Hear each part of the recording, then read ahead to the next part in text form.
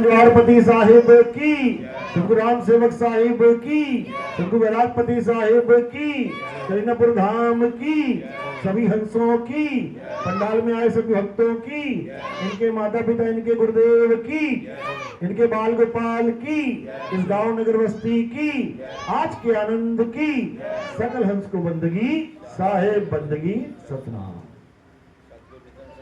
तो कबीर साहब का जो ज्ञान है ये सारे जगत से न्यारा है, इसको मूल ज्ञान कहते हैं। और कबीर साहब के इस मूल ज्ञान के अलावा इस दुनिया का सारा ज्ञान पवित्र ज्ञान कहलाता है। क्या फर्क है दोनों में, आज अच्छे से समझेंगे। एक है पवित्र ज्ञान और एक है मूल ज्ञान। पवित्र ज्ञान मतलब जो तुम्हें एक आम आत्मा से, आम आदमी से, आम जीव से पवित्र आत्मा बना दे। यानी आप कुछ भी नहीं करते हो, भगवान के नाम पे, अल्लाह के नाम पे, वाहिगुरु के नाम पे एक नॉर्मल लाइफ जी रहे हो, आपको कोई भी आम आदमी ही कहेगा। लेकिन अगर आप किसी भी धर्म में पूजा पाठ पे जोर देने लगे, पूजा पाठ पे ध्यान देने लगे, मंत्र जाप पे ध्यान देने लगे, तीर्थों में स्नान करने लगे, बड़ी बड़ी यात्राएं करने लगे, तो आपके नाम के आगे क्या लग जाएगा? भगत। ये तो भक्तात्मा है, ये तो पवित्र आत्मा है।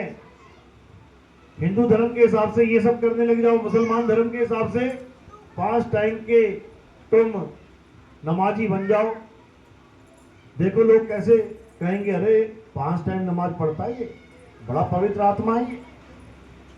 तुम सिख धर्म में चले जाओ, खूब सेवा करो, खूब पाठ करो, खूब नाम जपो, देखो कहेंगे ये बंदा बहुत पवित्र आत्मा है भाई। ईसाइयों में चले जाओ, खूब पूजा पाठ करो, वहां पर भी जो भी विधि बताई जा रही है, खूब चर्चों के चक्कर लगाओ, देखो लोग तुम्हारे आगे क्या बोलेंगे, पवित्र आत्मा है ये तो हो गया पवित्र ज्ञान। यानी किसी और की पूजा करके तुम्हें एक भगत, एक पवित्र आत्मा के नाम पे तुम्हें जानने लग जाएंगे लोग। मूल ज्ञान क्या है? मूल ज्ञान है जब तुम दूसरों की पूजा छोड़ के अपने आप को जानोगे, यानी दूसरों के नाम जपने छोड़ के खुद के निज नाम को जानोगे, अपने स्वरूप को पहचानोगे, अपने यथार्थ ज्ञान को पहचानोगे, तब जाके तुम्हें ये मूल ज्ञान प्राप्त होगा। इसको आत्म ज्ञान भी कहते हैं। पवित्र ज्ञान यानी किसी और की पूजा करना, मूल ज्ञान यानी खुद को जानना, आत्म ज्ञान खुद को पहचानना। जैसे हम कहते हैं कि कोई भी कथा लिखो, तो किसी की भी कथा लिख सकते हो, लेकिन जब हम कहें आत्म कथा लिखो, तो किसकी कथा लिखेंगे? अपनी। कथा के आगे आत्म शब्द जुड़ते ही सारा मामला तुम्हारे ऊपर फिट हो गया। आत्म शब्द जुड़ते ही तुम्हारी बात होने लग जाएगी। जैसे आत्म कथा यानी खुद की कथा, आत्म हत्या खुद की हत्या, आत्म रक्षा खुद की रक्षा, आत्म कल्याण खुद का कल्याण, आत्म निर्भर खुद पे निर्भर। यानी जहां पर आत्म जुड़ गया वो तुम्हारी अपनी बात होगी वहां पे। इसी प्रकार आत्म ज्ञान खुद का ज्ञान, किसी और का नहीं कि मैं राम राम जपू, या मैं श्याम श्याम जपू, या मैं वाहिगुरु वाहिगुरु जपू, या मैं खुदा खुदा अल्लाह अल्लाह जपू, या मैं हालेलुया ईसा मसीह जपू। किसी को नहीं जपना है। किसको जानना है? खुद को जानना है। बुल्ला की जाना मैं कौन। बुल्ला कह रहे हैं कि मैं तो दुनिया भर के नाम जप रहा था, दुनिया भर के भगवानों को पूज रहा था, लेकिन खुद को नहीं जान पा रहा था। जब मैंने गुरु धारण किया तब उन्होंने समझाया कि बुल्ला तू कौन है। बुल्ला की जाना मैं कौन, मैं खुद से नहीं जान पाया मैं कौन हूं, मुझे गुरु ने समझाया तू कौन है। तो गुरु क्या समझाता है कि तुम शरीर नहीं हो, तुम क्या हो? तुम आत्मा हो। शरीर नाशवान देह है, शरीर नाशवान 5 तत्व हैं, तुम आत्म तत्व हो। शरीर नाशवान है, तुम अविनाशी हो। शरीर बदलता रहता है, तुम कभी नहीं बदलते। शरीर जन्मता और मर जाता है, तुम कभी जन्मते मरते नहीं। क्यों? आत्मा कभी जन्मती और मरती है ही नहीं। बस इसी को समझना है। अगर ये समझ लिया तो समझ लो कि अब तुम्हारा जीवन सफल होने के पूरे पूरे चांस है। और अगर अपने आप को शरीर मानते रहे तो समझ लो कि अगला जन्म होने के भी पूरे चांस है, क्योंकि तुम अपने आप को शरीर मानोगे और जब शरीर खत्म होने वाला होगा उसी वक्त तुम्हारी आस लग जाएगी शरीर से कि मैं और जीना चाहता हूं। मरने वाला इंसान क्या चाहता है? जीवन चाहता है। सारी उम्र की दौलत देने को तैयार है, चोरी ठगी करके भी जो पैसा इकट्ठा किया वो देने को तैयार है कि मुझे जीवन दे दो और। लेकिन बेचारे को ये नहीं पता कि वो अमर है। अमर वो अपने आप को शरीर के हिसाब से मान लेता है कि शरीर जिंदा है तो मैं जिंदा हूं, शरीर मर गया तो मैं मर गया। बस यही भूल है। शरीर जब नहीं धारण किया था तब भी हम जिंदा थे, और शरीर छूट जाएगा तब भी हम जिंदा रहेंगे, क्योंकि हम शरीर है ही नहीं। यही कृष्ण जी ने समझाया गीता में, लेकिन कोई समझ ही नहीं पाया। कृष्ण जी ने क्या बोला? हे अर्जुन, तेरे और मेरे कई जन्म हो चुके हैं। किस रूप में? काया रूप में। लेकिन मैं अजन्मा हूं, मेरा कभी जन्म नहीं होता। इसी प्रकार हे अर्जुन, तेरा भी जन्म नहीं होता। जन्म और मृत्यु हमारे शरीरों की होती है, जो हम धारण करते हैं छोड़ देते हैं, फिर धारण करते हैं फिर छोड़ देते हैं। तो क्या करना है? हे अर्जुन, अब हमें अपनी आत्मा को जानना है। शरीरों को बहुत जान लिया, अब बारी है आत्म तत्व को जानने की। तो आत्म तत्व को कैसे जानेंगे? अध्याय 4 34वां श्लोक। हे अर्जुन, अगर तुम सत्य को जानना चाहते हो, अगर तुम सत्य को प्राप्त करना चाहते हो, तो ऐसे तत्वदर्शी संत की शरण में जाओ। तत्वदर्शी संत यानी तत्व का दर्शन कराने वाला। कितने प्रकार के तत्व बताए? 2 प्रकार के, एक असत्य और एक सत्य। असत्य क्या है? ये पंच भौतिक तत्व ही असत्य तत्व है। ये सारा जगत असत्य है, ये सब माया है, पल पल बदल रही है, क्षण क्षण बदल रही है, और तुम माया को सत्य मान बैठे हो तो कभी सत्य तक पहुंच ही नहीं सकते। तो क्या करना है? इन 5 तत्वों को छोड़ के, इन 5 तत्वों से यानी संसार से ध्यान को हटा के कहां लगाना है? आत्म तत्व में लगाना है। आत्म तत्व यानी परम तत्व, उसी को जानना है। तो यही गुरु बताता है कि एक असत्य तत्व को छोड़ना है और दूसरे परम तत्व को जान लेना है, उसमें रम जाना है। अध्याय 3 17वां श्लोक यही समझा रहा है। हे अर्जुन, जो अपनी आत्मा में रमण करते हैं, जो अपनी आत्मा में तृप्त हैं, जो अपनी आत्मा में संतुष्ट हैं, उनके लिए कोई धार्मिक कर्म कर्तव्य लागू ही नहीं होता। यानी उन्हें किसी मंदिर मस्जिद गुरुद्वारे में जाने की जरूरत नहीं पड़ती, उन्हें किसी पूजा पाठ को करने की जरूरत नहीं पड़ती, उन्हें किसी गंगा जमुना स्नान करने की जरूरत नहीं पड़ती, उन्हें किसी पर्वतों की परिक्रमा करने की जरूरत नहीं पड़ती। वो क्या करते हैं? वो अपनी आत्मा में रमण करते हैं, यानी अपना पूरा ध्यान कहां लगाएंगे? आत्म तत्व में। आत्म तत्व का ही ध्यान करना है, इसी को समझना है। बस कोई नाम नहीं जपना। नाम जपना तो तुम्हें परमात्मा से दूर कर देता है। नाम जाप तुम्हारा सारा ध्यान इन 52 अक्षरों में लेके आ जाता है। क्या करना है? इन 52 अक्षरों को छोड़ देना है और उस आदि अक्षर आत्मा का ध्यान करना है। इसी को साहिब ने समझाया। क्या कहते हैं? श्वासा की कर सिमरनी और कर अजपा का जाप, परम तत्व का ध्यान धर और सो हम आपे आप। यानी उस लकड़ी की माला को छोड़ जो तू 4 5 7 8 माला करके फिर खोटी पे टांग देता है, उसके बाद भूल जाता है भगवान का नाम जपना। क्या करना है? श्वासा की कर सिमरनी, यानी वो सिमरनी कहते हैं माला को, श्वासा की बना ले। जब तक सांस चले तब तक मालिक को याद करना है। तो कह रहे श्वासा की कर सिमरनी, कर अजपा का जाप। किसी मंत्र का जाप नहीं करना। अजपा यानी जिसे जपा ना जा सके उसका जाप कर। अब उसका जाप कैसे करेंगे जिसको जपा ही नहीं जा सकता? उसकी गुप्त विधि गुरु बताता है। उसी गुप्त विधि को क्या बोला है? परम तत्व का ध्यान धर और सो हम आपे आप, यानी उस परम तत्व का ध्यान गुरु से सीख कैसे धरना है। नाम नहीं जपना है, नाम छोड़ना है, और परम तत्व का यानी अपनी आत्मा का ध्यान धरना है। कौन धरेगा?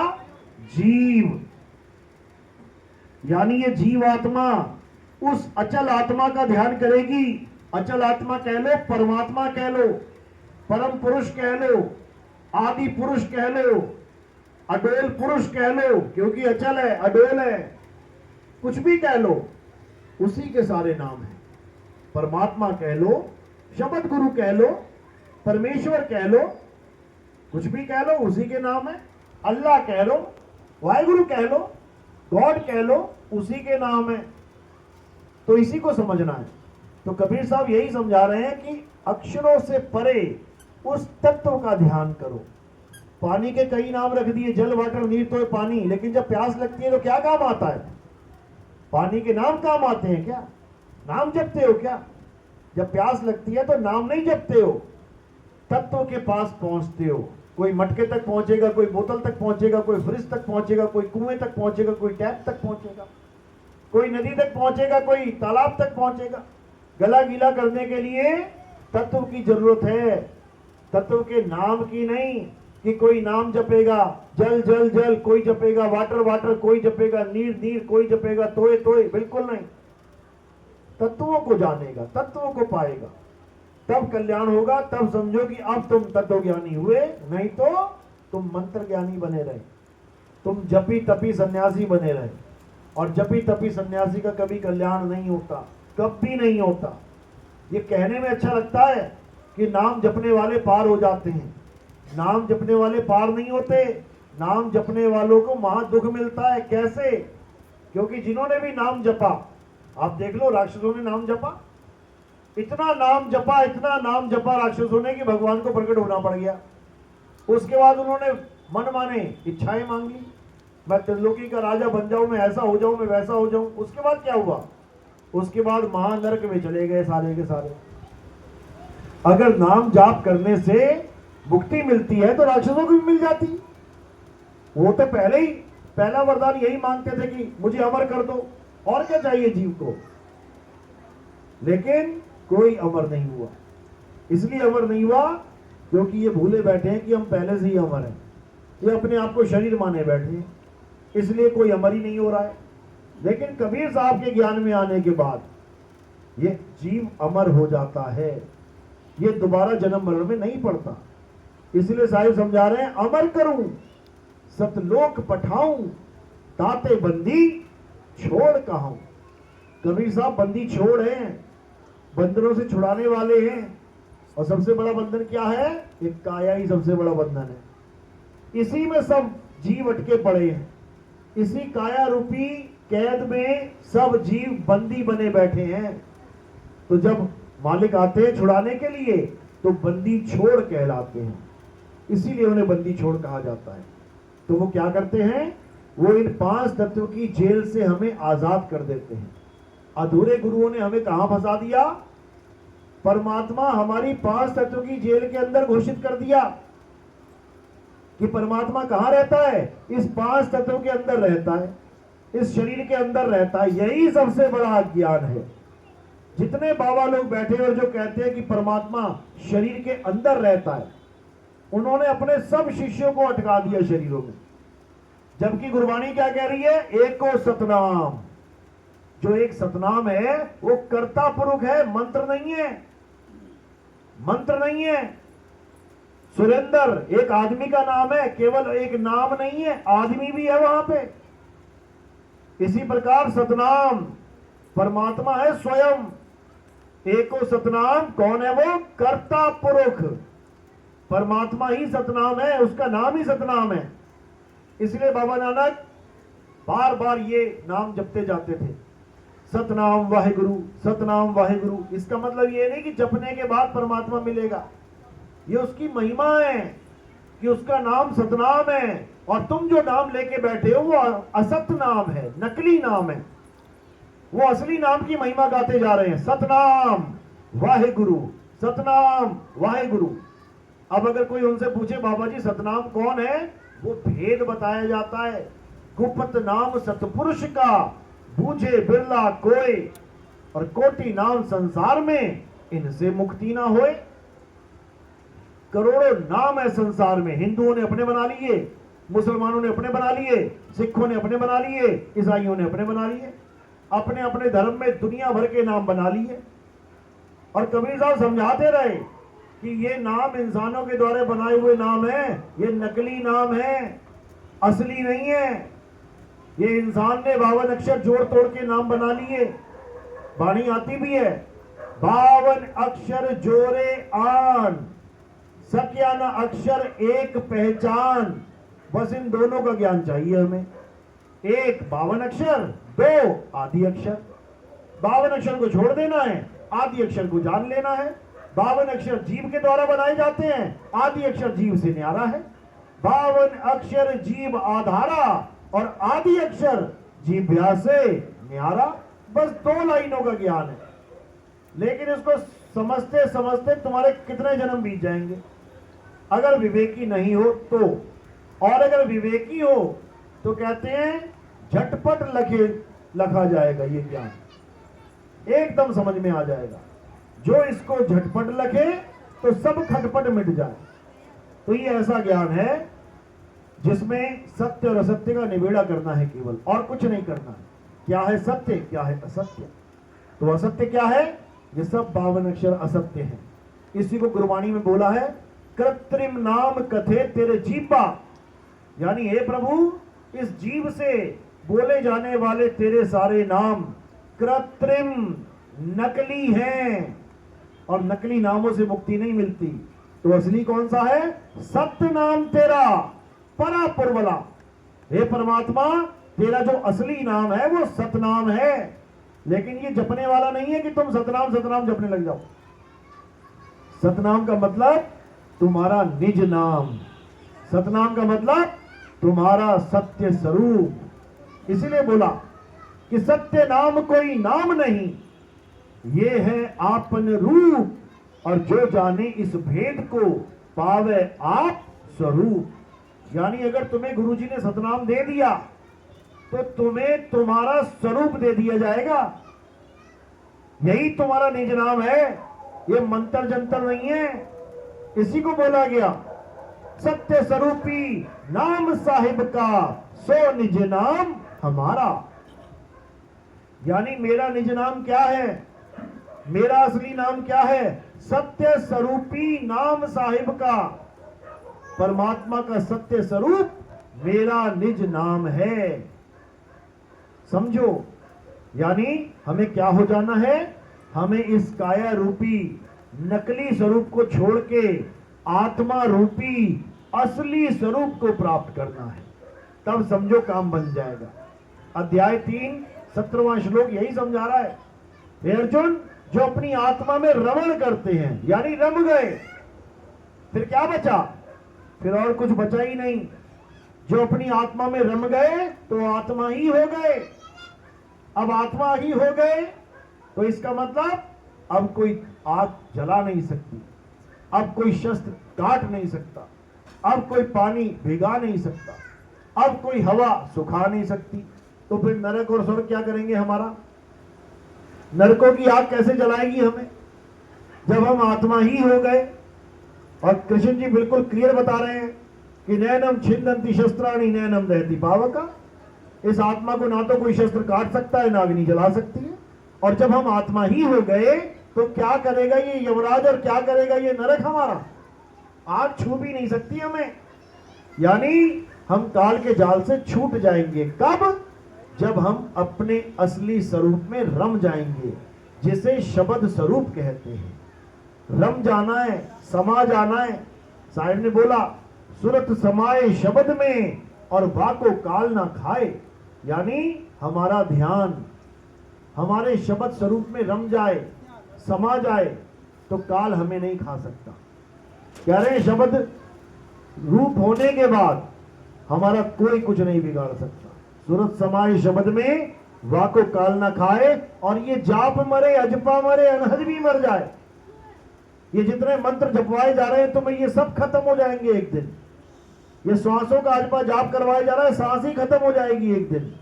ये कानों में उंगलियां डाल के अनंत नाद सुनवाई जा रही है, ये शरीर ही खत्म हो जाएगा तो कानों में उंगलियां कौन डालेगा? कौन सी आवाज आएगी? सब खेल खत्म हो जाएगा।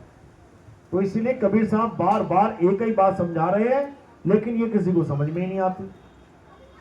इसीलिए साहिब ने समझाया, सोई गुरु पूरा कहावे, जो दो अक्षर का भेद बतावे, एक छुड़ावे एक लखावे, तब प्राणी निज घर को जावे। यानी अगर तुम्हारे जीवन में पूरा गुरु आ गया, गुरु तो बहुत सारे आ जाएंगे, लेकिन पूरा गुरु आ गया तो वो क्या करेगा? एक छुड़ावे एक लखावे। किसे छुड़ावे किसे लखावे?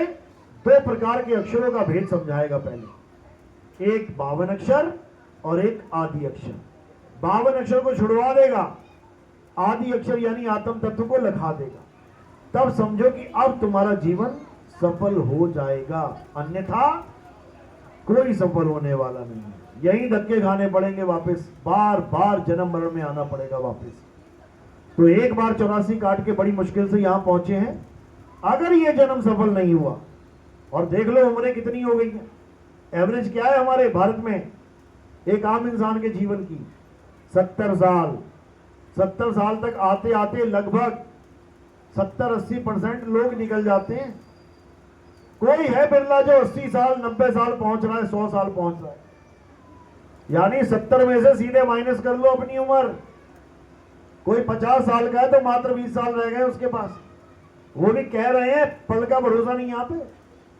जो 60 का हो गया समझ लो 10 साल रह गए, और जो 65 66 67 के हो गए वो समझ लो दिन उल्टा कैलेंडर लगा लो तुम लोग, समझ लो। तो क्या करना है? जितना जीवन बचा है इसमें केवल सतनाम को खोज लेना है। जितना जीवन बचा है इसमें सत्य को खोज लेना है कि सत्य क्या है। ये झूठे में ही मत जीवन जी के चले जाना कि मंदिर मस्जिद गुरुद्वारों में चले गए, जी हाँ मैं भगत बन गया बहुत बड़ा। ये संसार झूठ है, और मंदिर मस्जिद गुरुद्वारे भी इसी संसार का एक अंग है। ईंट है, पत्थर है, सरिया है, लोहा है, और क्या है? समझो, सत्य क्या है? आत्मा सत्य है। झूठ क्या है? 5 तत्व झूठ हैं। तो किसकी पूजा चल रही है? अपने जीवन में एक बार झांक के देख लो किसकी पूजा कर रहे हो। अगर 5 तत्वों की पूजा चल रही है इसका मतलब झूठ के पुजारी बन बैठे हो, और अगर आत्म तत्व की पूजा चल रही है तो सत्य के पुजारी हो। बिल्कुल सिंपल। तो 5 तत्वों में क्या आता है? जो कुछ तुम्हें दिखाई दे रहा है A to Z 5 तत्वों में आता है। कोई मंदिर है, मस्जिद, गुरुद्वारा, चर्च 5 तत्वों से बना है। कोई मूर्ति है, कोई फोटो, कैलेंडर 5 तत्वों का खेल है। कोई पेड़ पौधे, जंतु, जीव जानवर सब 5 तत्वों का खेल है। कोई नदी नाले, ये पहाड़, ये सब 5 तत्वों का खेल है। यानी तुम उन तत्वों की पूजा में लग गए हो जो नाशवान तत्व है। और गीता क्या बोल रही है? नाशवान की पूजा करोगे तो अविनाशी प्राप्त नहीं होगा। तो क्या करना है? अब संसार की तरफ से नजर मोड़ लो। पूरे संसार में जहां जहां सूरत फंसी है इसको निकाल लो, और कहां जोड़ लो? उस शब्द गुरु में जोड़ लो, उस आत्म देव में जोड़ लो। तुम्हारा 101% कल्याण हो जाएगा। तो कहते हैं सूरत फंसी संसार में और ताश से पड़ गई दूर, सूरत बांध स्थिर करो 8 पहर हुजूर। ये मंत्र जंत्र वाला काम नहीं है। 8 पहर 24 घंटा होता है। यानी 24 घंटे तुमने अपनी सूरत को शब्द में रमाना है। ये 1 घंटा नाम जप लिया, 2 घंटा नाम जप लिया वाला काम नहीं है कि एक टाइम नाम जप लिया, 2 या 3 टाइम राधे राधे राम राम अल्लाह अल्लाह कर लिया तो हो गया। ये 24 घंटे का काम है। मैं बांदी का जाम गुलाम गुलाम गुलाम हूं, पड़ा रहूं दरबार 8 जाम हूं। 8 पहर यानी सुबह से लेके फिर अगली सुबह तक, 1 बजे से लेके फिर 1 बजे तक, एक ही काम करना है, और क्या करना है? अपनी सूरत को स्थिर करना है। बस सूरत बांध स्थिर करो, आठों पहर हुजूर, तब ये काल तुम्हारा बाल भी बांका नहीं कर सकता। यही एक फार्मूला है, इसके अलावा और कोई फार्मूला नहीं। इसके अलावा तुम्हारी सूरत कहीं भटकी तो वापस संसार में फंस जाएगी। तो यही कबीर साहब ने समझाया, लेकिन ये मूर्ख जीव समझ नहीं पाया। तो क्या कह रहे हैं कि तंत्र मंत्र सब झूठ है। अपना जीवन इस झूठ में मत निकालो। ये सारे अक्षर, ये सारे नाम, ये सारी भाषाएं इंसानों के द्वारा उत्पन्न की गई हैं। इंसान अपनी ही उत्पन्न की हुई चीज को खुद से बड़ा मान बैठा है। ये वाला नाम जप लो मुक्त हो जाओगे, वो वाला नाम जप लो मुक्त हो जाओगे। अब बनाए किसने ये नाम? खुद इंसान ने। कह रहा है ये मूर्ति की पूजा कर लो मुक्त हो जाओगे, वो मूर्ति की पूजा कर लो। मूर्तियां बनाई किसने? खुद इंसान ने। कह रहे मंदिर चले जाओ मुक्त हो जाओगे, मस्जिद चले जाओ मुक्त हो जाओगे, गुरुद्वारे चले जाओ मुक्त। और बनाए किसने? खुद इंसान ने। ये इंसान ही सब कुछ बना रहा है और फिर उसी से मुक्ति मांग रहा है। देखो दुर्दशा इसकी, खुद को नहीं पहचान रहा है कि मैं क्या हूं। भाई तू आत्मा है, अजर अमर अविनाशी है। शरीर के मारे जाने पर भी तेरा नाश नहीं होगा। बस तुझे करना क्या है? एक आत्मज्ञानी गुरु धारण कर लेना है। मंत्र जपने वाला नहीं, तंत्र विद्या सिखाने वाला नहीं, घर बार छुड़वाने वाला नहीं। इनके चक्कर में नहीं पड़ना, बर्बाद हो जाओगे। तो क्या कहते हैं? जल में मीन प्यासी, मोहे देखत आवे हासी, आत्मज्ञान बिना नर भटके, कभी काबा कभी काशी। यानी अगर ये इंसान इस दुनिया में भटक रहा है तो कारण क्या है? केवल आत्म ज्ञान की कमी। इसके अलावा भरपूर है ये इंसान, हर चीज का ज्ञान लेके बैठा है। ये सुई से लेके हवाई जहाज तक बना चुका है। आसमान में उड़ गया ये हवाई जहाज लेके, हर चीज का ज्ञान आ गया। परमाणु बम तक बना डाला इसने। एक बटन दबाएगा पूरा शहर तबाह। हर चीज का ज्ञान लेके बैठा है, लेकिन आत्मा के ज्ञान में ये बहुत बड़ा जीरो है। आत्मा का ज्ञान इसको कभी सपने में भी नहीं हो सकता। सबने आत्मा का नाम सुना है ना? सबके पास आत्मा है। घर छोड़ तो नहीं आए कहीं? लेके आए हो तो बताओ फिर, जो लेके आए हो कैसी है वो? जो चीज तुम लेके आए हो साथ में, आत्मा हमेशा तुम्हारे साथ रहती है। बताओ कैसी है? तुम सोच भी नहीं सकते कि वो कैसी होगी। सोच से भी परे है आत्मा। उसको तुम कभी इमेजिनेशन भी नहीं कर सकते, ख्वाब में भी नहीं जान सकते कि वो कैसी है, और है तुम्हारे साथ हमेशा। यानी एक बच्चा या एक इंसान जिसको नहीं पता कि करंट का झटका कैसा होता है, वो पंखे को चलता देख के कभी नहीं जान पाता कि पंखे को चला कौन रहा है। कभी नहीं जान सकता। उसको लग रहा है हाँ चल रहा है पंखा अपने आप, कोई बात नहीं। वो सोच भी नहीं सकता कि करंट होता कैसा है, करंट झटका कैसा मारता है। 1000 बार वो पंखे को छुएगा, कभी झटका नहीं मारेगा। करंट को भी वैसा ही मान लेगा वो कि ऐसा ही होगा। लेकिन जिस दिन करंट को हाथ लगाएगा उस दिन 2 फुट पीछे जाके गिरेगा। तब उसको समझ में आएगा लोहा कुछ और चीज है और करंट कुछ और चीज है। इसी प्रकार शरीर कुछ और चीज है और आत्मा कुछ और चीज है। शरीर को तुम छू छू के देख सकते हो कैसा है, लेकिन तुम आत्मा को छू नहीं सकते। आत्मा को तुम देख नहीं सकते। आत्मा को केवल अनुभव किया जा सकता, और वो भी कैसे? सूरत के माध्यम से। एक ही तरीका है आत्मा को जानने का। अपनी सूरत को उस आत्मा रूपी शब्द में एकाग्र कर लो। इसी को सूरत शब्द योग कहते हैं। इसके अलावा और कुछ नहीं। तो नानक साहब अपनी वाणी में समझा रहे हैं, क्या कह रहे हैं? जैसे जल में कमल निरालम, मुर्गा भी निशाने, सूरत शब्द भवसागर तरिए। ये नहीं कह रहे हैं नाम जपो भवसागर तरिए कि वाहिगुरु वाहिगुरु जपो तो भवसागर पार हो जाओगे। वो कह रहे हैं सूरत शब्द भवसागर तरिए। यानी अगर तुमने अपनी सूरत शब्द में लगा दी तो तुम भवसागर को पार हो जाओगे। सूरत शब्द भवसागर तरिए, नानक नाम बखाने, रहे एकांत एक मन वसिया, आशा मह निरासु, और अगम अगोचर दीख दिखावे, नानक ताकर दासू। कह रहे रहे एकांत, मेले में भी अकेला रहना सीख लेता बंदा वो। रहे एकांत एक मन वसिया, बस शब्द गुरु के अलावा और कोई नहीं। और शब्द गुरु कौन है? उसी का सत्य स्वरूप है। यानी अपने ही सत्य स्वरूप को जानने की लालसा रखनी है, किसी और के स्वरूप को नहीं जानना है। समझो, शब्द हमारा सत्य स्वरूप है। कबीर साहब वाणी में समझा रहे हैं, शब्द हमारा तू शब्द का, सुन मत जा सरक, और जो चाहे निज तत्व को, तो शब्द ही ले परख। अगर अपने आप को जानना चाहता है तो शब्द की परख कर।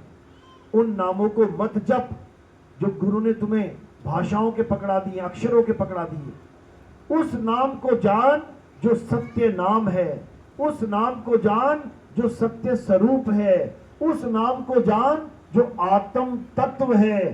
तब जाके समझ की तेरी मुक्ति होगी, अन्यथा ये बहुत लंबी 84 मिल जाएगी मेरे भाई। उसके बाद कुत्ता बिल्ली हाथी घोड़ा पता नहीं क्या क्या बनना पड़ेगा, कितने दुख झेलने पड़ेंगे। बकरे वगैरह बन गए तो कसाईयों के बाड़े में खड़े रहना पड़ेगा। 2-2 4-4 दिन 5-5 दिन मौत का इंतजार कर रहे हैं बेचारे। लेकिन अभी एक मौका है। अच्छी बात है अगर आप मंदिर मस्जिद गुरुद्वारे चर्च भी गए हो, बुरी बात नहीं है। शुरुआत ऐसे ही होती है। शुरुआत आंगनबाड़ी से होती है, LKG से, नर्सरी से होती है, अच्छी बात है। लेकिन अंत आंगनबाड़ी में नहीं होता है, अंत नर्सरी में नहीं होता है, अंत LKG UKG में नहीं होता है। अंत का होता है डिग्री कॉलेज में होता है। PhD कर लो, डॉक्टर बन जाओ, इंजीनियर बन जाओ। तो शुरुआत के लिए मंदिर मस्जिद गुरुद्वारा चर्च कोई भी बुरा नहीं है, सब अच्छे हैं। कम से कम मालिक को याद कर रहे हैं, अल्लाह वाहिगुरु गॉड को कम से कम बार बार पुकार रहे हैं, मिलने की तड़प पैदा होती है, अच्छी बात है। शुरुआत मंदिर मस्जिद गुरुद्वारे में हो जाए बहुत अच्छी बात है, लेकिन अंत नहीं होना चाहिए। अंत कहां करना है? अपनी आत्मा में, अपनी आत्मा में रमना है अंत में, नहीं तो दिक्कत में आ जाओगे। तो अपनी आत्मा में जब हम रमते हैं उसका क्या फायदा होता है? क्योंकि लोग फायदा भी पूछते हैं। तुम्हारे गुरु से जुड़ जाएंगे तो क्या फायदा होगा? मेरी दुकान चल पड़ेगी, मेरी बीमारी ठीक हो जाएगी, मेरे धंधे चल पड़ेंगे, मेरी जमीनें बढ़ जाएंगी, ऐसा हो जाएगा वैसा हो जाएगा। फायदा पूछते हैं लोग, और फायदा बताने वाले भी लाखों हैं। हमारे गुरु के पास आ जाओ तुम्हारा कैंसर ठीक हो जाएगा, हमारे गुरु से जुड़ जाओ तुम्हारी किडनियां ठीक हो जाएंगी, फलाना हो जाएगा, ठिकाना हो जाएगा।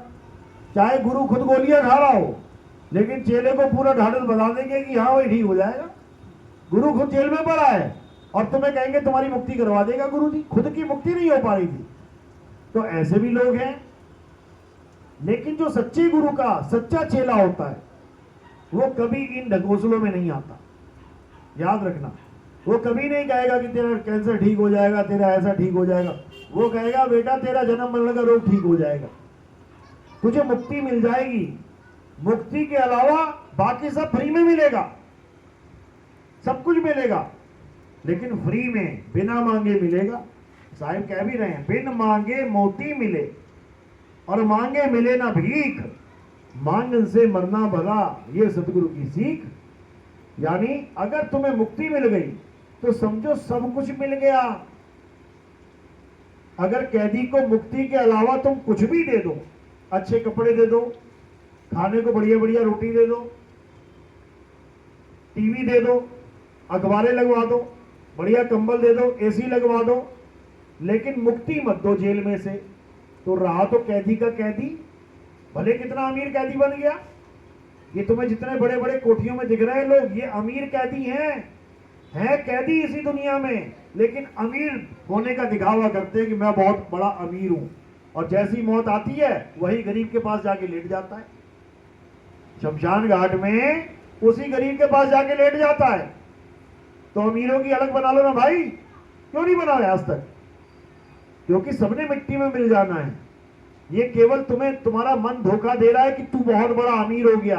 अबे फांसी की सजा लगी हुई है सबको, यहां कोई अमीर अमीर नहीं हुआ, सबको फांसी की सजा हो चुकी है, सब मरेंगे एक दिन। और तुम्हारे देखते देखते तुम्हारी आधी गली साफ हो जाएगी। अच्छा वो भी मर गया, हाँ एक्सीडेंट हो गया, अच्छा वो मर गया, हाँ छत से गिर गया, अच्छा वो मर गया, हाँ आग लग गई, वो मर गया, हाँ फांसी लगा ली। ऐसे ही गिनते गिनते गिनते गिनते पूरी दुनिया साफ हो जाएगी। तो करना क्या है? अब इस अमीरी गरीबी के चक्कर में नहीं फंसना। यहां अमीर भी मरेगा, गरीब भी मरेगा। यहां समझदार वो है जो इस जेल में अमीरी ढूंढने की जगह इस जेल से भागने की कोशिश करेगा। साहिब समझा रहे हैं, ये तीन लोक एक जेल है, पाप पुण्य दो जाल, और सारा जग भोजन बना, खाने वाला काल। ये काल किसी को नहीं छोड़ेगा। और जितने भी लोग मरे हैं सब काल के मुंह में गए हैं। ये इसी काल के बारे में बताया जाता है कि सारी दुनिया इस काल के मुंह में है, किसी को भी कभी भी मार सकता है। तुम्हारा अच्छा खासा भरा पूरा परिवार, खुशियों में डूबा हुआ परिवार कब मातम में बदल जाए, 1 मिनट का खेल है उसका। देखो वृंदावन में गए थे ना पूरा परिवार, कहां से गए थे? लुधियाने से, लुधियाने से गए थे, जगरांव से। पूरा परिवार कहां चला गया? पानी में समा गया। पूरे परिवार में कोई एक दूसरे के लिए रोने वाला भी नहीं बचा, पूरा परिवार ही साफ हो गया। और क्या कर रहे थे वो? राधे राधे राधे राधे राधे राधे भगवान का नाम जप रहे थे तो किस्ती पलट गई। समझो, यानी काल किसी को नहीं छोड़ेगा, चाहे कोई राधे राधे कर ले, चाहे कोई कबीर कबीर कर ले, चाहे कोई अल्लाह अल्लाह कर ले, चाहे कोई वाहिगुरु वाहिगुरु कर ले, ये किसी को नहीं छोड़ेगा, सबको मारेगा, सबको। किसको नहीं मार पाएगा? जो आत्मा हो जाएगा। अगर तुम आत्मा ही हो गए, अभी तो तुम आत्मा होकर भी नहीं हो। क्यों? क्योंकि तुम अपने आप को शरीर माने बैठे हो। हाय मैं मर जाऊंगी, हाय मैं मर जाऊंगा, क्योंकि तुम शरीर माने बैठे हो। तुम हो आत्मा, लेकिन अपने आप को जान ही नहीं रहे हो। डर के मारे तुम्हारी हालत खराब हुई पड़ी है, मैं मर ना जाऊं, मैं मर ना जाऊं, ऐसा ना हो जाए, वैसा ना हो जाए। और जब तुम अपने आप को आत्मा करके जान लेते हो, उसके बाद तुम खुद को पहचान जाते हो कि मैं क्या हूं। उसके बाद ये काल तुम्हें नहीं मार सकता, आत्मा को ये कभी नहीं मार सकता। कब मर जाती है आत्मा? कभी नहीं। तो तुम कभी नहीं मरोगे, तुम अमर हो जाओगे। बस फर्क क्या रहेगा? अभी अमर होकर भी काल के लोक में धक्के खा रहे हो जन्म मरण में, क्योंकि शरीरों के अलावा तुम्हें कहीं रहना ही नहीं आता। शरीरों के अलावा तुम्हारा कोई घर ही नहीं है। एक शरीर छोड़ा दूसरा पकड़ा, दूसरा घर टूटा तीसरा पकड़ा, तीसरा घर टूटा चौथा पकड़ा। बिना घर के तुम रह नहीं पा रहे हो। मिट्टी के घर के बिना तुम्हें अपना अस्तित्व लगता ही नहीं है कि है। और आत्म ज्ञान में क्या होगा? ये सूरत कहां समा जाएगी? आत्म स्वरूप में। जो सूरत पहले शरीर में समाई हुई है वो अब आत्मा में समा जाएगी। तो दोनों में क्या फर्क है? एक शरीर के अंदर रहने की अवस्था है और दूसरी आत्मा के अंदर रहने की अवस्था है। यानी एक नाशवान महल में रहता है तो कभी भी महल टूट सकता है, और एक अविनाशी महल में रहता है जो कभी टूट ही नहीं सकता। दोनों में यह फर्क है। इसी को कहते हैं घर वापसी। कई बार सुना होगा आपने, इतने मुसलमानों को हिंदू बना दिया गया, उनकी घर वापसी करवा दी गई। घर वापसी कहां हुई उसकी? वो मुसलमान बन के भी काल के जाल में था, हिंदू बन के भी काली के लोक में बैठा हुआ है। घर वापसी कहां हुई उसकी? घर वापसी कब होती है? जब इस तीन लोक को छोड़ के अपने असली घर वापसी हो जाए। निज घर, असली घर, वहां बंदा पहुंच जाए, ये जीव पहुंच जाए, तब समझो उसको घर वापसी कहते हैं। और घर वापसी कैसे करते हैं समझ लो। सोई गुरु पूरा कहावे, जो 2 अक्षर का भेद बतावे, एक छुड़ावे एक लखावे, तब प्राणी निज घर को जावे। अभी कहां बैठा हुआ है? पराए घर में। पराया घर, रहना नहीं देश बेगाना है, हमारा नहीं है ये। अपने बाप के घर में बैठ के खाना खाना और किसी और के घर में बैठ के खाना खाना, जमीन आसमान का अंतर होता है। बाप भी खाना खिलाता है और होटल में भी खाना मिलता है, वो भी खिलाता है। बाप के घर खाने में क्या होता है? तुम्हें कुछ देना नहीं पड़ता। बाप के घर खाओ पियो मौज करो, और होटल वाले को बाप बना लोगे और वो खाना खिलाएगा तो क्या करेगा? वो एक एक दाल का, एक एक कटोरी का, एक एक रोटी का हिसाब लेगा तुमसे। तो ये काल भगवान के लोक में जो तुम रह रहे हो ना, एक एक दाल रोटी कटोरी का एक एक का हिसाब चल रहा है, नहीं चल रहा क्या? अभी पानी मंगाओ कितने का आएगा? कितने का आएगा? 20 रुपए का। पानी तक में नहीं मिल रहा फ्री, हवा चल रही है, मीटर घूम रहा है उधर। समझो, मकान में रहते हो टैक्स लग रहा है इसके ऊपर, सड़क पे चल रहे हो टोल लग रहा है इसके ऊपर। ये अपना घर है ही नहीं, ये हमारे परमात्मा का घर है ही नहीं। वरना परमात्मा ऐसा घर बनाते हैं जहां जगह जगह हमें टोल देने पड़ रहे हैं। समझो, अपने घर में कोई टोल टैक्स नहीं है, अपने घर में कोई हिसाब किताब नहीं चलता। यहां तो फंस गए, आके मर गए, जन्मों जन्मों का हिसाब ही खत्म नहीं हो रहा है। तूने ये किया ऐसा होगा, तूने वो किया वैसा होगा, जन्म जन्म बीत गए और एक आम इंसान के नहीं, या भगवानों को हिसाब देना पड़ रहा है। भगवान राम जी सब पूजा कर रहे हैं, और राम जी क्या कर रहे हैं? बाली को मारने के बाद हिसाब किताब देने आ रहे हैं वापस अपना। कृष्ण जी बन के आ रहे हैं, पैर में तीर खा रहे हैं। अरे भगवान को नहीं छोड़ा जा रहा है यहाँ पे इस दुनिया में, तुम्हें और हमें क्या छोड़ा जाएगा? इसीलिए कबीर साहब कह रहे हैं ये काल की नगरी है भाई, यहां किसी की नहीं चलने वाली, कोई नहीं बचने वाला। यहां तुम अपनी बीवी को रो रहे हो, शंकर जी अपनी बीवी को रो रहे थे, सती को हाथ में लेके घूम रहे हैं, रो रहे हैं। बताओ, यहां भगवान को रुला रुला के मार दिया इस काल भगवान ने। एक आम इंसान को ये क्या देखता है? समझो इस बात को। तो कबीर साहब कह रहे रहना नहीं देश बेगाना है, ये धरती कागज की पुड़िया, बूंद परे घुल जाना है। ये संसार झाड़े और झाखड़, अरे उलझ पुलझ मर जाना है। और कहें कबीर सुनो भाई साधो, सतगुरु नाम ठिकाना है। नाम मंत्र नहीं है कि तुम जपो उसको राम राम राम, अल्लाह अल्लाह, वाहिगुरु वाहिगुरु। नाम एक ठिकाना है, और उसमें कौन जाएगा? सूरत जाएगी। सूरत का ठिकाना है वो। अभी इसको ठिकाना बना के बैठी हुई है, इस काया को ठिकाना बना रखा है इसने।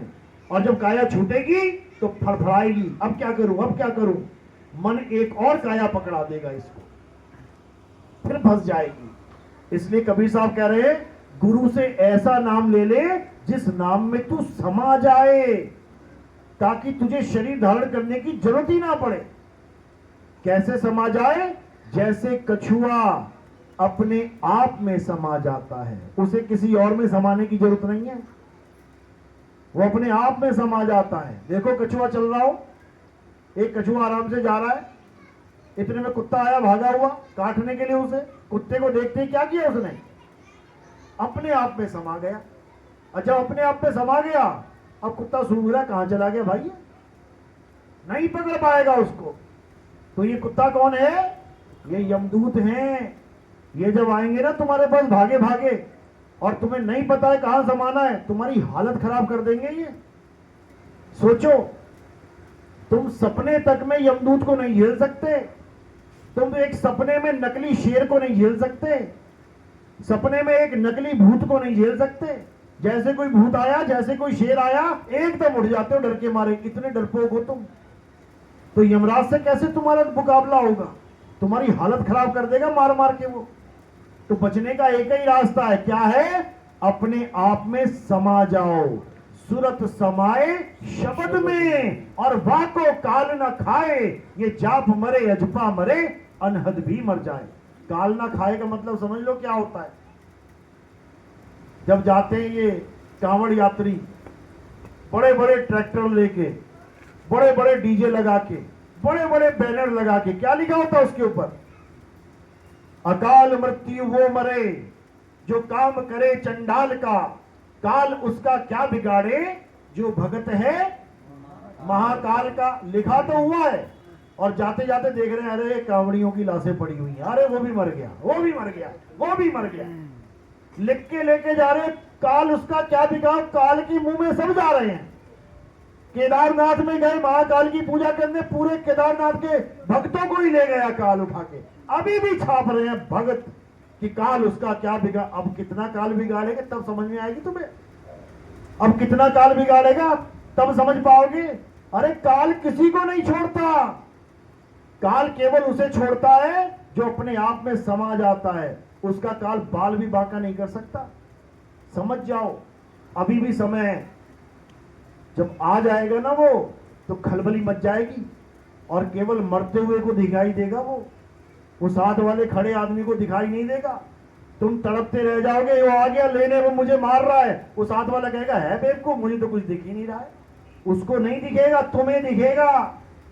इसलिए क्या करना है, आत्मज्ञानी गुरु से उस गुप्त भेद को जान लेना है कि जब काल आएगा तो क्या करना है, कछुए की तरह सिमट जाना है। अब कुत्ते की तरह घूमेगा वो सूंघता हुआ, लेकिन तुम्हें पकड़ नहीं पाएगा। बस यही एक रास्ता है बचने का, इसके अलावा कोई रास्ता नहीं, कोई भी नहीं। हालत खराब हो जाएगी तुम्हारी, समझ लो। तो बचने का क्या है, बचना चाहो काल जाल से तो चीनो शब्द हमारा, और कहे कबीर अमर कर राखूं जो निज होए हमारा।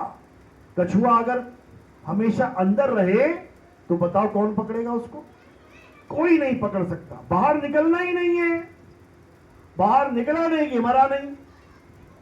बस यही करना है। नदी एक बार समुद्र में गिर गई तो समा गई, उसके बाद उस पर कोई बांध नहीं लगा सकता। गंगा पे बांध लगा दिए, जमुना पे बांध लगा दिए, हर नदियों पे बांध लगा दिए। क्यों? क्योंकि समुद्र से जुदा है, और एक बार समुद्र में समा गई, अब बांध लगा के दिखा जरा कोई। अब कोई बांध नहीं लगा सकता, उसको कोई नहीं रोक सकता, वो सदा सदा के लिए मुक्त हो जाती है। बोलिए परमपिता परमात्मा की सदा ही जय हो। मेरी बात समझ में आई? बोल सदगुरु नितिन साहेब की। किस किस के बात समझ में आई, हाथ खड़ा करो जरा। अच्छा जी, क्या बात है, पूरी गली जाग गई। अभी रामनवमी आएगी ना, सब मंदिर में खड़े मिलेंगे, समझ लो। अच्छी बात है, मंदिर मस्जिद बुरे नहीं है, लेकिन कब तक जाना चाहिए, जब तक आत्मज्ञानी गुरु नहीं मिल गया, तब तक खूब जाओ, खूब जाओ, अच्छी बात है। लेकिन जब आत्मज्ञानी गुरु मिल जाए तो आत्मा का ज्ञान प्राप्त कर लेना चाहिए, नहीं तो जीवन बर्बाद हो जाएगा। बोलिए परमपिता परमात्मा की सदा ही जय हो। साहिबन की सतनाम। अब आरती का समय। आरती कैसे करते हैं, हमारे यहाँ कोई भी जड़ वस्तु की आरती नहीं होती। कोई पत्थर, कोई मूर्ति, कोई फोटो, कोई फ्रेम, कोई फ्लैक्स बोर्ड, ऐसा नहीं है। हमारे यहाँ किसकी आरती होती है, हमारे यहाँ आत्मा की आरती होती है। इतनी महिमा हमने आत्मा की गाई है, तो आरती शरीर की कैसे कर सकते, नहीं कर सकते। तो आत्मा की आरती कैसे होती है समझ लो। थोड़े से फूल, इतने से फूल उठा के आपने मेरे सिर के ऊपर रख देंगे। जब हम सिर के ऊपर रख देते हैं तो ये क्या हो जाता है, ये पूरी काया से परे हो जाते हैं, यानी पैर के अंगूठे से लेके सिर की चोटी तक ये काया दिखाई दे रही है। और फूल हमने कहां रखे, काया से परे। तो काया से परे ये आत्मदेव के चरणों में समर्पित हो जाते हैं। क्योंकि हमारे यहाँ संतों को शरीर नहीं माना जाता, हमारे यहाँ कृष्ण जी शरीर नहीं माने जाते, हमारे यहाँ राम जी शरीर नहीं माने जाते, हमारे यहाँ सीता माता शरीर नहीं मानी जाती, हमारे यहाँ राधा कृष्ण जी शरीर नहीं माने जाते। क्यों? अगर शरीर मानोगे तो पक्का मरेंगे। पैर में तीर लगा ना तो लोग कहते हैं कृष्ण जी मर गए, हमारी नजर में उनके तीर लगा ही नहीं, क्योंकि वो शरीर है ही नहीं, वो आत्मा है। ऐसे ही आप लोग भी शरीर नहीं है, आत्मा है। ऐसे ही हम भी शरीर नहीं है, आत्मा है। संत हमारी आत्मा, हम संतों के जीव, और संतन हम में रम रहे, जीव माखन में घी। मक्खन में घी है, तुम फोटो खींचो, मक्खन ही मक्खन आएगा फोटो में। घी का है, उसी में रमा हुआ है। कभी गर्म करके देख लेना, क्या निकलेगा उसमें से, घी निकल आएगा। इसी प्रकार देखने में लग रहा है कि कोई शरीर बैठा है, 5 तत्वों का पुतला बैठा है, लेकिन इसको बैठा किसने रखा है वो नहीं दिखाई देगा तुम्हें। आरती उसकी हो रही है। ज्ञान शरीर नहीं देता है, ज्ञान आत्मा देती है, उसी आत्मा की आरती होती है। तो आरती में सिर के ऊपर फूल रखने हैं आपने, और कोई प्रचार प्रसार में योगदान देना चाहेगा तो वो चरणों में रखना है। उस प्रचार प्रसार में जो योगदान होता है उससे हम क्या करते हैं, उससे हमारा प्रोग्राम टीवी में चलता है। अगर आपके घर में टीवी है, चैनल चलाते हो आप, तो आप उसमें देख सकते हैं कि साधना टीवी और ईश्वर टीवी में आप सुबह 6:30-7 बजे बैठ जाना। आपको बहुत सारे बाबा जी दिखाई देंगे, भगवान भगवान करते करते, नाम नाम जपते जपते आएंगे, बताएंगे कि नाम जपो नाम जपो नाम जपो, और जब वो चले जाएंगे तो मैं आ जाऊंगा और मैं क्या कहूंगा, नाम छोड़ो नाम छोड़ो नाम छोड़ो। तो जब ये बात कोई बंदा सुनता है कि ये नाम छोड़ो वाला बाबा कौन सा आ गया, तो मैंने नीचे नंबर दे रखा होता है अपना, उसी वक्त फोन डायल करते हैं, पूछते हैं भाई ये कौन सा ज्ञान आ गया। सारे बाबा तो कह रहे हैं नाम जपो, वृंदावन वाले कह रहे हैं राधे राधे जपो, अयोध्या वाले कह रहे हैं राम राम जपो, केदारनाथ वाले कह रहे हैं ओम नमः शिवाय जपो, आप कह रहे हो नाम ही छोड़ दो। तब उनको YouTube चैनल से जोड़ दिया जाता है। हमारा YouTube चैनल कहत कबीर सुनो भाई साधो, या फिर आप सर्च करेंगे नितिन दास के सत्संग, आपको हजारों सत्संग मिल जाएंगे। बस सुनते जाना सुनते जाना सुनते जाना, सारे भरम टूट जाएंगे आपके कि आप इस दुनिया में क्या करने आए थे और क्या कर रहे हो। विरोध वैर किसी से नहीं हमारा, जो कर रहे हो करते रहो, लेकिन तुम्हें ये पता होना चाहिए कि हमारा असली मकसद क्या है। वो मकसद तुम पूरा करो ना करो तुम्हारी मौज है, लेकिन ऐसा ना हो कि अंत समय में तुम ये बोलो कि मुझे कोई बताने वाला नहीं मिला कि मुझे करना क्या था और मैं ये करता रह गया। बस मेरे जीवन का यही लक्ष्य है कि ऐसा एक भी इंसान ना बचे जिसको ये पता ना हो कि क्या करना है। सबको पता होना चाहिए कि क्या करना है, भले करे चाहे ना करे। स्कूल में एडमिशन होता है, क्यों होता है? पढ़ने के लिए, माँ बाप भेजते हैं पढ़ने के लिए। अब पढ़ चाहे ना पढ़ तेरी मर्जी है भाई, माँ बाप का फर्ज पूरा हो गया। कल को ये नहीं कह सकता तुमने मुझे पढ़ाया नहीं था, नहीं कह सकते। क्यों? डंडे मार मार के भेज रहे थे स्कूल, जा पढ़ ले जाके, वो नीचे कंचे खेल रहा था तो फेल हो जाएगा, लेकिन ये नहीं कह पाएगा कि तुमने मुझे भेजा नहीं। इसी प्रकार सबसे बड़ा दुख तब होता है जब इंसान ये कहता है मुझे पता ही नहीं लगा सत्य क्या था, मैं तो इस बाबा के पास 50 साल रह गया, उस बाबा के पास 40 साल रह गया, उस पंथ में 50 साल मुझे यही फोन आते हैं लोगों के, 70 साल से मैं ये फलाने बाबा के पास था, बर्बाद हो गया, अब पता लगा करना क्या है। शुक्र कर पता लग गया, वरना बिना पता लगे ही चला जाता दुनिया से। तो हमारा मकसद क्या है? सबको पता लगना चाहिए, चाहे वो हिंदू है, चाहे वो मुसलमान, चाहे वो सिख है, चाहे वो ईसाई। जो हमारे हिंदू भगत है, हाथ खड़ा करो जरा, हिंदू वाले हाथ खड़ा करो, ये हिंदू लोग हैं जिनको पता लग गया। मुसलमान हाथ खड़े करो, ये मुसलमान लोग हैं जिनको पता लग गया। सिख हाथ खड़े करो, ये सिख भाई हैं जिनको पता लग गया। ईसाई अभी है नहीं यहाँ पे। तो हमारे पंथ में हिंदू मुस्लिम सिख ईसाई का कोई झगड़ा ही नहीं है। हमारे यहाँ दो ही चीजें हैं, ये सत्य है और ये असत्य है, चाहिए तो ले लो, नहीं तो जय बाबा की। चलो, तो आज का सत्संग यही समाप्त करते हैं। बोलिए परमपिता परमात्मा की सदा ही जय हो। साहिब बंदगी सदा ही जय हो, हमारे मालिक की साहिब की सदा ही जय हो।